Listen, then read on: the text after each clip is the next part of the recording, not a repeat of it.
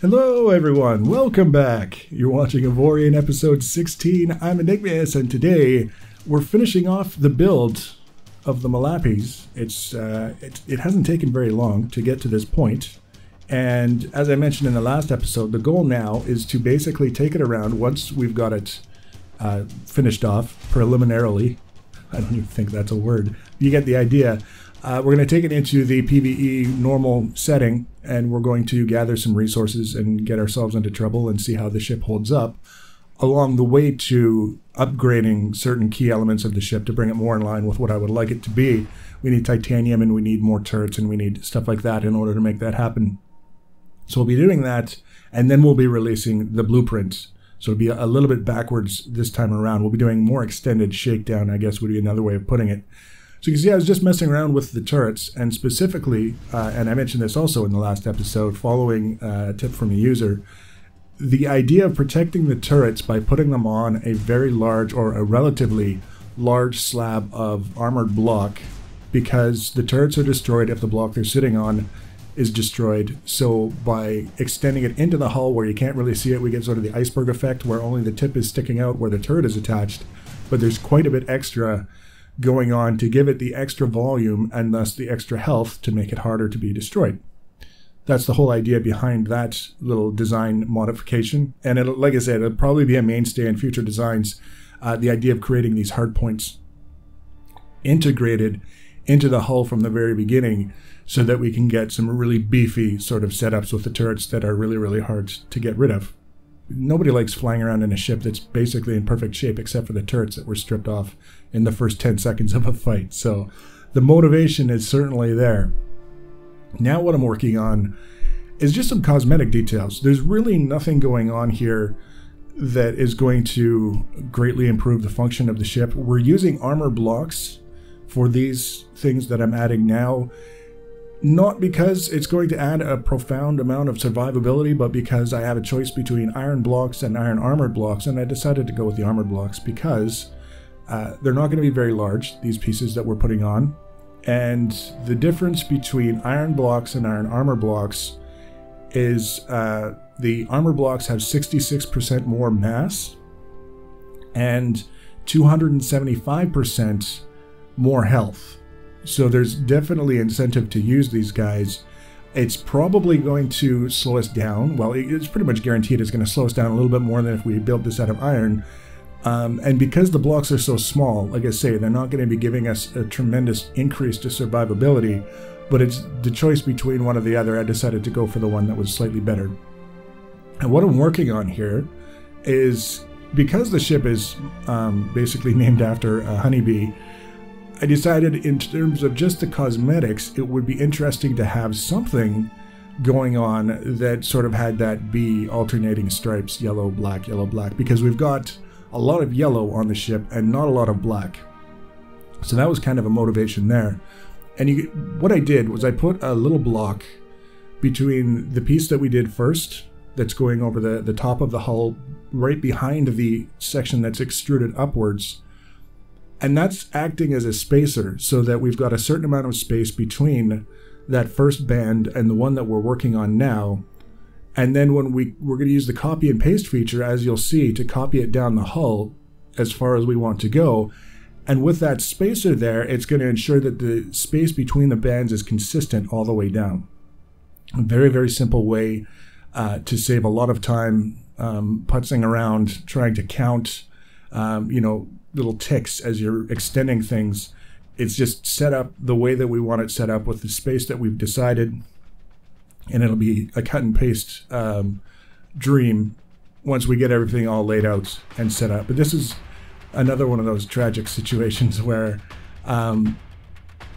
we were in the middle of trying to do something that I thought would be helpful and useful. You can see I'm copying the original profile and trying to basically bring it over and attach it to the spacer block, but it wouldn't line up.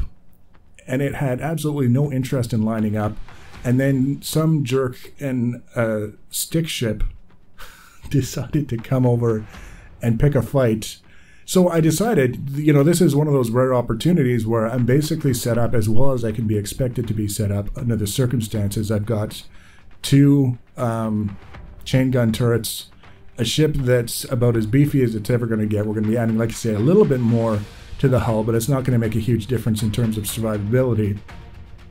And I couldn't be bothered to save the ship and then create a new universe. I can't keep destroying the universe every time someone shoots at me. That's basically what it boils down to. So we won. We defeated it. It's very difficult to hit those little stick ships. They're so small, and the core block is right in the middle of the stick. There was sort of like a knob end, and I thought that that would be where the core block would be because it would be surrounded by things. So I tried destroying that first, and wound up not getting anywhere, and then I started shooting in the middle, and that's what destroyed the ship. So that was yay me. We killed one. No point at this particular stage bothering to loot anything that comes out of the ships because we can't bring the stuff that we loot with us into the PvE survival kind of setup. We have to get all of our goodies there. So I didn't bother grabbing anything that was left behind. I just sort of went back to the space station, repaired the ship so that I could continue working on it. And you can see we couldn't get the copy of that first band that we did to line up properly with the spacer. So there was no point placing it because it would have been out of line anyways.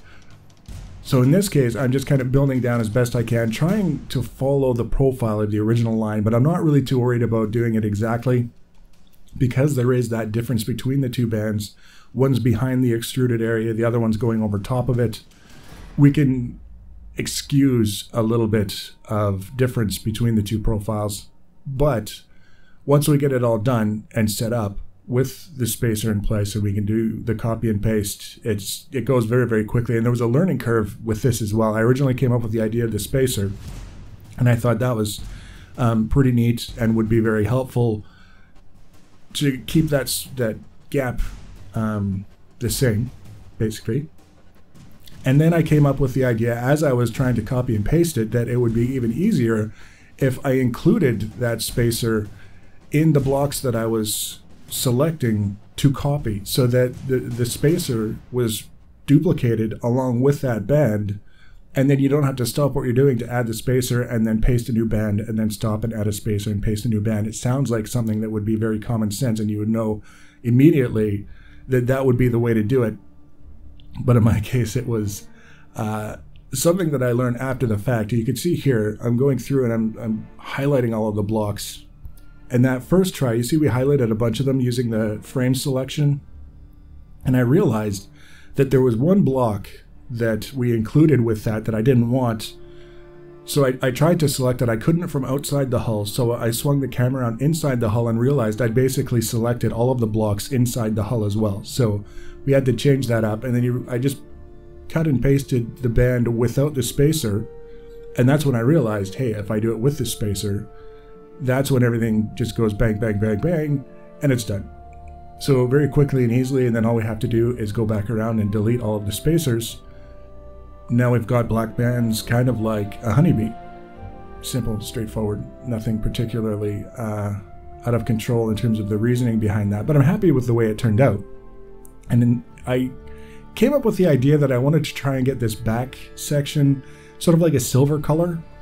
I don't know why specifically I had silver on the mind, or, you know, aluminum, or that general sort of color. So I painted it, and then I decided to leave it for a little while we do these last couple of details.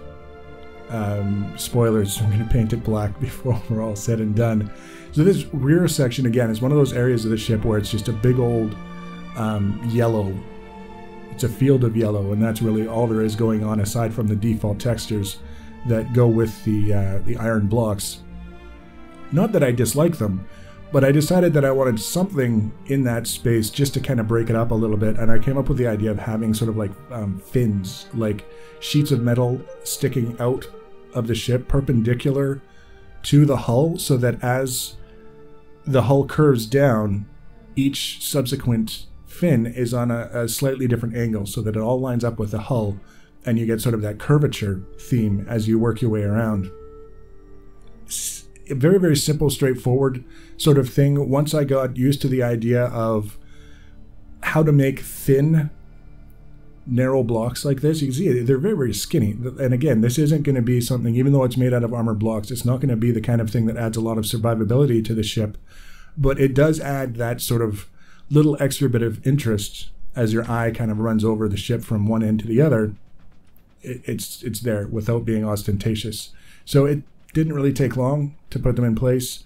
Another, really just an exercise in making really skinny walls on different angles is one way to describe it.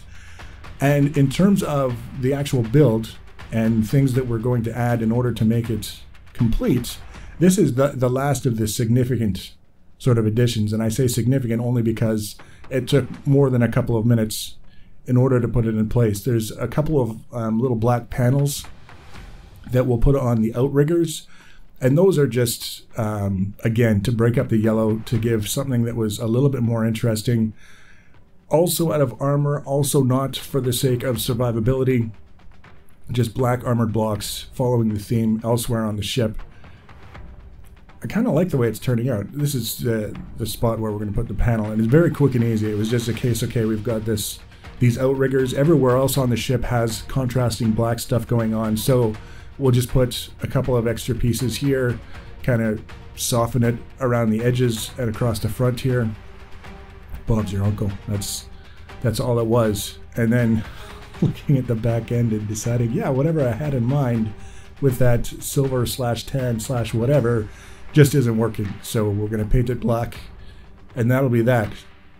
So that's the Melapes, the preliminary build done. The next episode is just going to be highlights, basically, of the shakedown. We're going to fly around, we're going to mine, we're going to shoot, we're going to probably bounce off things. It's going to be at least marginally interesting.